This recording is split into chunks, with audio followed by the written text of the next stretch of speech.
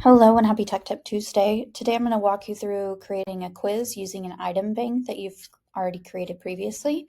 So when we get here to build, we're going to click on item banks. We are going to find the item bank that we made.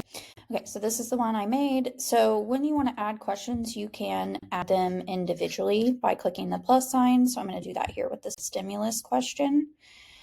And then because my stimulus question has questions attached to it, I'm going to click attach question.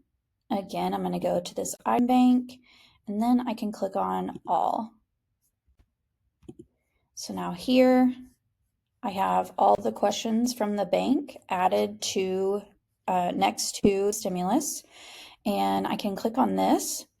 Here I can decide to use all the questions, or I can randomly select questions, and I can say I want 2 questions worth 10 points each.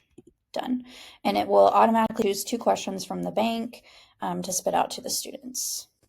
Now you can see in student view, we have the stimulus question over here, and then the random 2 questions that it gave.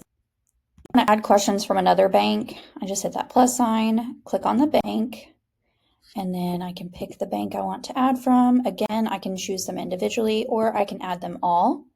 So if you're doing a final exam and you have all the different item banks, you can add them all in.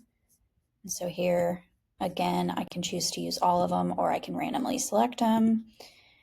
And there you go. Now you have a quiz.